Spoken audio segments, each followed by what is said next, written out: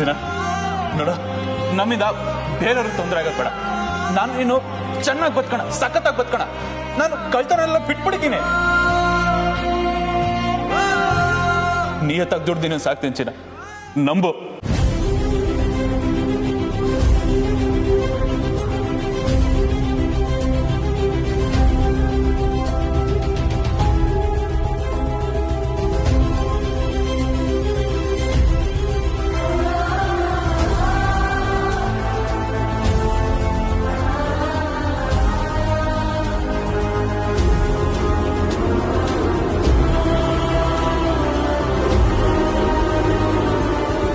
ಚಿನ್ನ ನೋಡು, ನಿನ್ ಕಣ್ಣಲ್ಲಿ ಈಗಲೂ ನನ್ನ ಮೇಲೆ ಎಷ್ಟು ಪ್ರೀತಿ ಇದೆ ಅಂತ ಕಾಣಿಸ್ತಿದೆ. ನೋಡು, ಎಷ್ಟೇ ಕೋಪ ಇರ್ಲಿ ಚಿನ್ನ, ಎಷ್ಟೇ ಕೋಪ ಇರ್ಲಿ ಎಲ್ಲ ಹೊರಗಡೆ ಹಾಕು.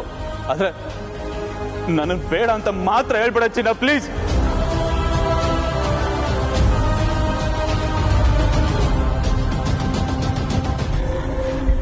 ಇನ್ಸ್ಪೆಕ್ಟರ್, ನಾನು ಹೇಳಿದ ಫ್ರಾಡ್ ಇವನೇ.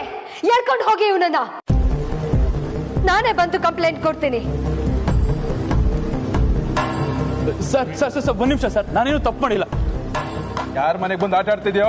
ಸರ್ ನಾನೇನು ತಪ್ಪು ಮಾಡಿಲ್ಲ ಸರ್. ಚಿನ್ನ ಹೇಳು ಚಿನ್ನ. ಬಾರದೆ ಚಿನ್ನ ಹೇಳು ಚಿನ್ನ. ಚಿನ್ನ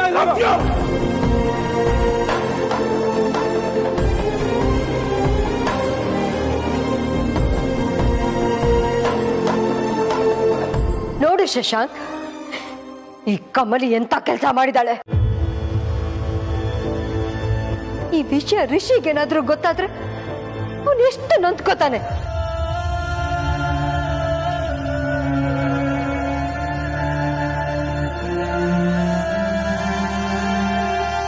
ಏ ಕಮಲಿ, ನಿನ್ ಮೇಲೆ ನನ್ ಮಗ ಎಷ್ಟೊಂದು ನಂಬಿಕೆ ಇಟ್ಟಿದ್ನಲ್ಲೇ. ಅಮ್ಮ, ಇದರಲ್ಲಿ ಕಮಲಿದೇನು ತಪ್ಪಿಲ್ಲ. ನೀನ್ ಮಾತಾಡ್ಬೇಡ. ಈ ತರ ಪೊರ್ಕೆಗಳು ಸಹವಾಸ ಮಾಡಿದ್ರೆ ಇದೇ ಇದೇ ಸಿಗೋದು. ಈ ತಾಳಿ ಗೀಡಿ ಎಲ್ಲ ಆಚೆ ಹೋಗ್ಬಾರ್ದು. ಈ ಡ್ರಾಮಾ ಎಲ್ಲ ಆಚೆ ಹೋದ್ರೆ ನಮ್ಮ ಮನೆ ಮಾನ ಮರ್ಯಾದೆ 3 ಕಾಸಿಗೆ ಹರಾಜಾಗಿ ಹೋಗುತ್ತೆ. ತೆಗಿ ತೆಗಿ ಈ ತಾಳಿನ, ಕಿತ್ತು ಬಿಸಾಕು.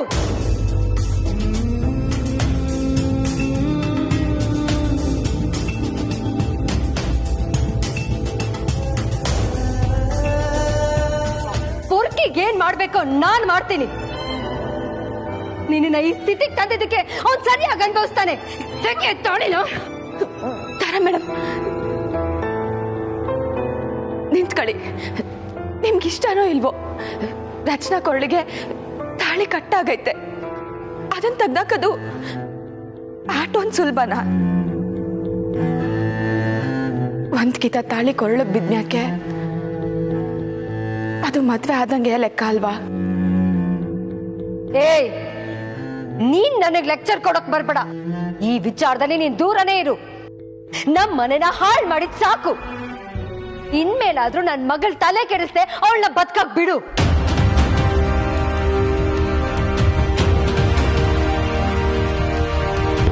ರಚನಾ, ಇವತ್ತಿಗೆ ನಿನಗ್ ತಾಕಿರೋ ಕೊಳಕ್ಕೆಲ್ಲ ಕಳೆದು ಹೋಗ್ಲಿ. ಕಿತ್ತೇಸಿ ಅದ್ನ.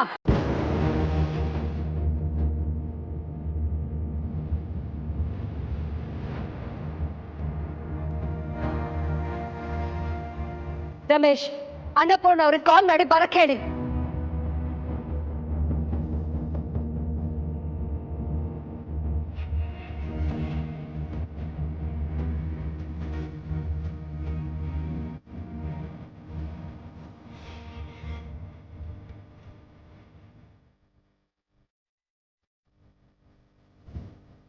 ಬಿಡೆ ಬಿಡೆ, ಅದನ್ನ ಕಿತ್ತು ಬಿಸಾಕ್ತೀನಿ.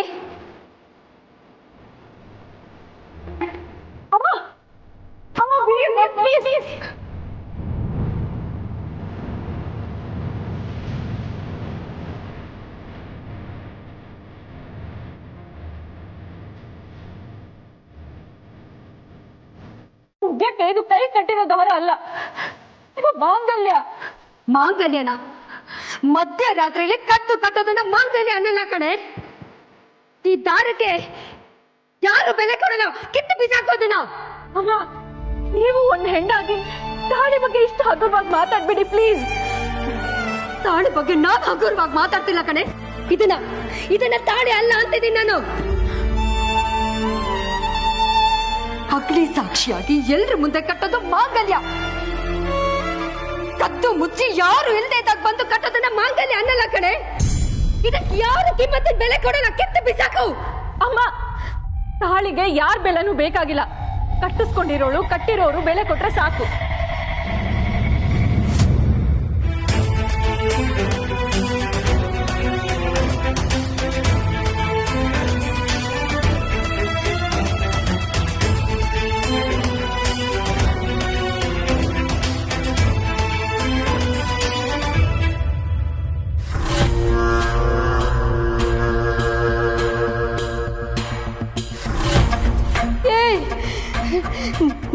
ನಮ್ಮನೇನ ಸರ್ವನಾಶ ಮಾಡ್ಬಿಟ್ಟಿಯಲ್ಲೇ.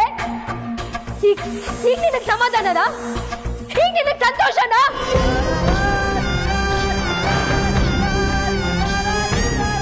ನೋಡು ಶಶಾಂಕ್, ನೋಡು ಇವಳು ಏನ್ ಮಾಡ್ಬಿಟ್ಲು ಅಂತ. ನನ್ ಮಗ ಇವಳನ್ನ ಎಷ್ಟು ನಂಬಿದ್ದ, ಆದ್ರೆ ಇವಳು ನಂಬಿಕೆ ದ್ರೋಹ ಮಾಡ್ಬಿಟ್ಲು. ಇವಳು ಈ ತರ ಅಂತ ಗೊತ್ತಾದ್ರೆ ನನ್ ಮಗ ಖಂಡಿತ ಇವಳನ್ನ ಮದ್ವೆ ಆಗೋದಿಲ್ಲ.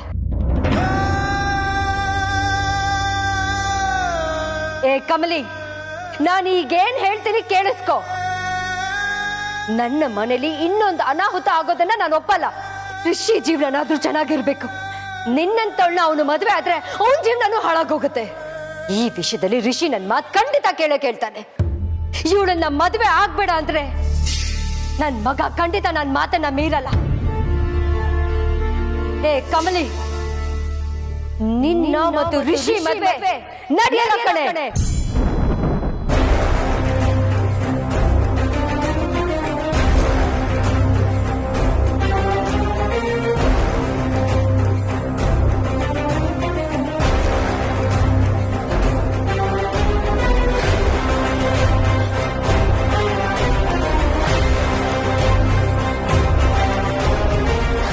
ಈ ಜನ್ಮದಲ್ಲಿ ನಡೆಯಲ್ಲ.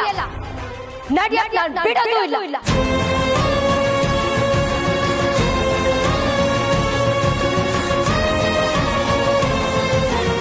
ತಾರಾ, ಏನ್ ಮಾತಾಡ್ತಾ ಇದ್ದೀರಾ? ಏನಾಗ್ತಿದೆ ಇಲ್ಲಿ? ನಿಮ್ಮ ಮೊಮ್ಮಗಳು ನಮ್ಮ ಮನೆನ ಹಾಳು ಮಾಡ್ಬಿಟ್ಲು.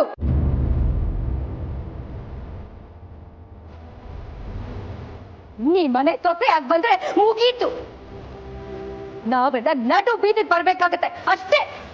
ನನ್ ಮಾತನ್ ಕೇಳಿ. ಹೇಳೋದು ಕೇಳೋದು ಏನೋ ಉಳಿದಿದೆ. ಅಲ್ಲ ತರ, ಈಗಾಗಲೇ ಮದುವೆ ನಿಶ್ಚಯ ಆಗಿದೆ. ಮದುವೆ ಮುಂದಿಟ್ಕೊಂಡು ಹೀಗೆ ಹೇಳಿದ್ರೆ ಹಾಗೆ. ಹಾಗಾದ್ರೆ ಮೊದಲು ಈ ಸಮಸ್ಯೆನ ಬಗೆಹರಿಸಿ. ಇದನ್ನ ಪರಿಹರಿಸಕ್ಕಾಗುತ್ತಾ ನಿಮ್ ಕೈಲಿ? ತಾರ, ಪ್ರಪಂಚದಲ್ಲಿ ಪ್ರತಿ ಸಮಸ್ಯೆಗೂ ಪರಿಹಾರ ಇರುತ್ತೆ. ಹಾಗಾದ್ರೆ ನಿಮ್ಮ ಮೊಮ್ಮಗನ ಯಾವ್ದೋ ಬೀದಿ ಬಿಕಾರಿಗೋ ಇಲ್ಲ ಕಣ್ಣಂಗೋ ಕೊಟ್ಟು ಮದುವೆ ಮಾಡಿ ನೋಡೋಣ.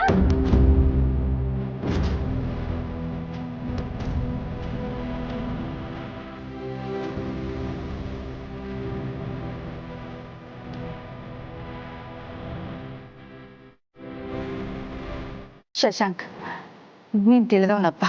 ನಿನಗೇನು ಹೇಳ್ಬೇಕಾಗಿಲ್ಲ. ಋಷಿ ಇದ್ದಿದ್ರೆ ಹೀಗೆಲ್ಲ ಆಗ್ತಿರ್ಲಿಲ್ಲ. ನೀನೇ ಸ್ವಲ್ಪ ಬುದ್ಧಿ ಹೇಳಪ್ಪ. ಇಲ್ಲಿ ಮನೆನೇ ಮುಳುಗಿ ಹೋಗ್ತಿರ್ಬೇಕಾದ್ರೆ ಅಮ್ಮ ಹೇಳ್ತಿರೋ ಮಾತೆ ಸರಿ ಅನ್ನಿಸ್ತದೆ ನನಗೆ.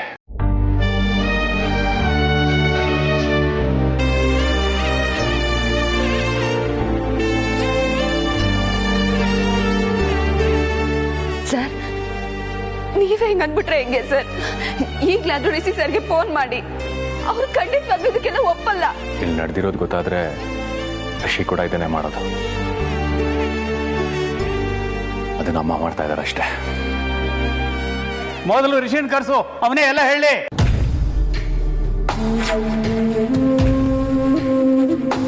ನನ್ನ ಮಗ ನಾನ್ ಹಾಕಿದ ಗೆರೆನ ದಾಟಲ್ಲ. ಮೇಡಮ್, ದಯವಿಟ್ಟು ದಯವಿಟ್ಟು ಈ ಮದುವೆ ಮುರಿಬೇಡಿ. ನನ್ನ ರಿಷಿ ಸರ್ನ ದೂರ ಮಾಡಬೇಡಿ ಮೇಡಮ್, ಪ್ಲೀಸ್.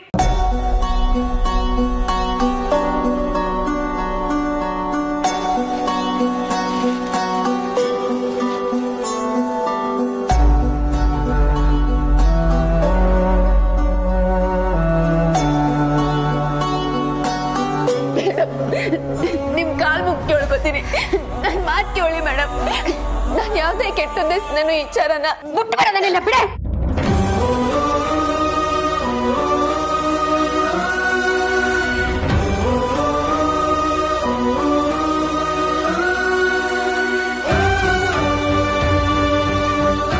ಮೊದಲಿಂದನೂ ನಿನ್ನ ಕಂಡ್ರೆ ಆಗ್ತಾ ಇರ್ಲಿಲ್ಲ.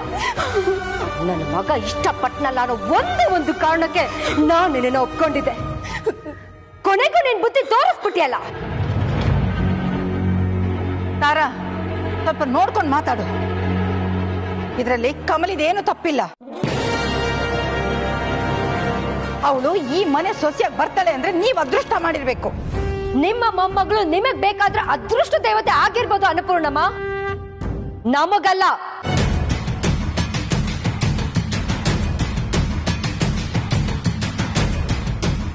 ನಮ್ಮ ಬಾಳಿಗೆ ಯಾವತ್ತಿದ್ರು ಇವಳು ದರಿದ್ರನೇ.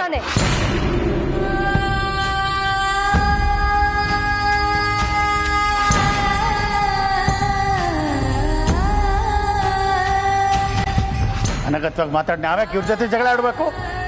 ನನಗೆ ದೃಢವಾಗಿ ನಂಬಿಕೆ ಇದೆ, ರಿಷಿ ಇವಳು ಮಾತನ್ನ ನಂಬೋದಿಲ್ಲ. ಈ ಮದ್ವೆ ನಡೆಯುತ್ತೆ. ಹಾಗೇನಾದ್ರೂ ನಡೆದ್ರೆ ಮರು ಕ್ಷಣನೇ ನಾನು ಪ್ರಾಣ ಬಿಡ್ತೀನಿ.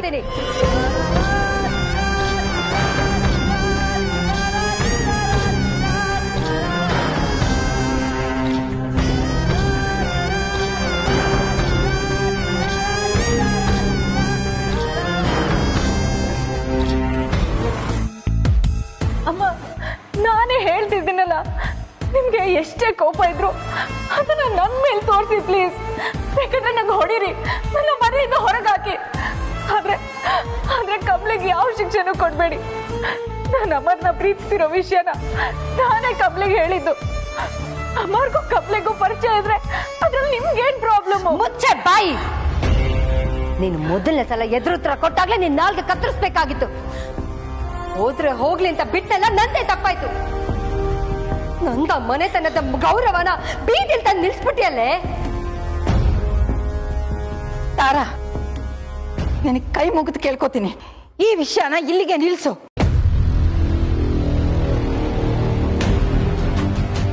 ಇದರಿಂದ ಕಮಲಿ ರಿಷಿ ಜೀವನ ಹಾಳಾಗೋದು ಬೇಡ. ರಿಷಿ ನನ್ನ ಮಾತನ್ನೇ ಕೇಳೋದು. ಈ ಮದುವೆ ನಡೆಯಲ್ಲ ಅಂದ್ರೆ ನಡೆಯಲ್ಲ.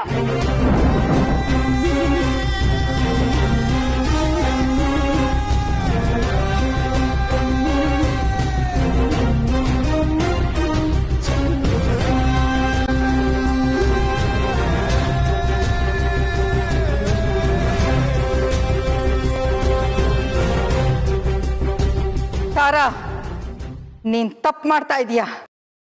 ಇಲ್ಲ, ನಾನು ಸರಿಯಾಗಿ ಇದ್ದೀನಿ.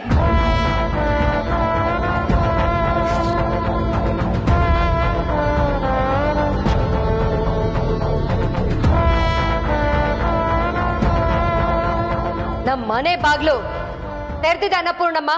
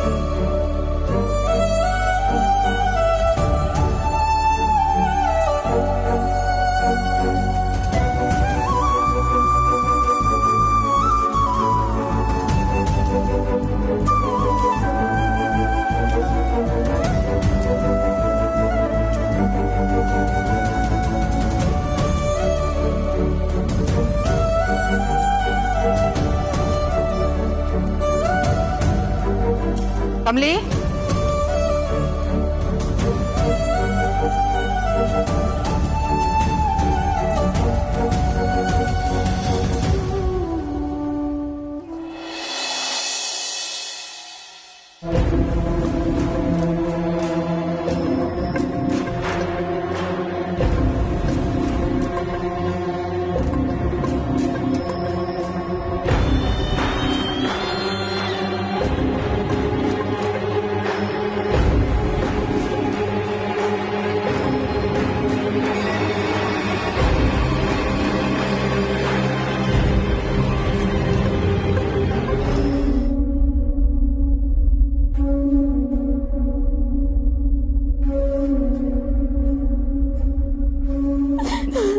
ಏನ್ ಕಮ್ಲಿ ಇದು? ಮೊದಲು ಅಳು ನಿಲ್ಸಮ್ಮ. ಯಾಕೆ ಹೀಗಾಯ್ತು ಅಂತ ನಾನು ಆಗ್ಲಿಂದ ಕೇಳ್ತಾನೆ ಇದ್ದೀನಿ, ನೀನೇನು ಹೇಳ್ತಾನೆ ಇಲ್ವಲ್ಲ. ಅಲ್ಲಮ್ಮ, ನೀನ್ ಹೇಳ್ದೆ ನನ್ಗೆ ಹೆಂಗ್ ಅರ್ಥ ಆಗತ್ತೆ ಹೇಳು? ಅಮರ್ ಯಾರು? ನಿನಗೆ ಹೇಗ ಅವನ್ ಪರಿಚಯ? ಹೇಳು ಬಂಗಾರ, ಕಾರಣ ಏನೇ ಇರ್ಲಿ ನಾವಿಬ್ರು ಯಾವಾಗ್ಲೂ ನಿನ್ ಪರಾನೇ ಇರ್ತೀವಿ. ಆದ್ರೆ ಏನಾಗ್ತಾ ಇದೆ ಅಂತ ನಮಗೂ ಗೊತ್ತಾಗಬೇಕಲ್ವಾ? ಹೇಳ್ಪುಟ.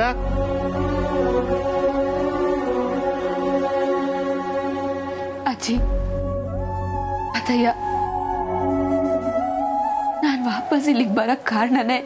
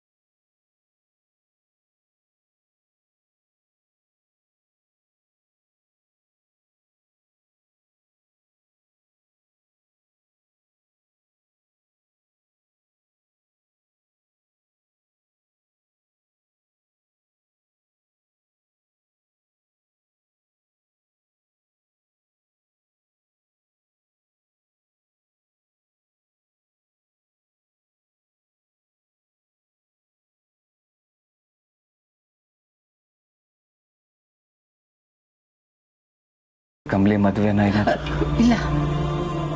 ಆ ಮಾತು ಹೇಳ್ಬೇಡ ಶಂಭು. ಕೆಟ್ಟದನ್ನ ಸಹ ಯೋಚನೆ ಮಾಡೋದು ಬೇಡ. ರಿಷಿ ಕಮಲಿ ಮದುವೆ ಹಾಗೆ ಆಗತ್ತೆ. ಅವರಿಬ್ರು ಖಂಡಿತ ಒಂದಾಗ್ತಾರೆ.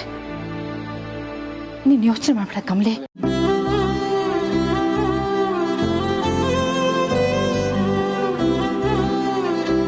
ಅಜ್ಜಿ,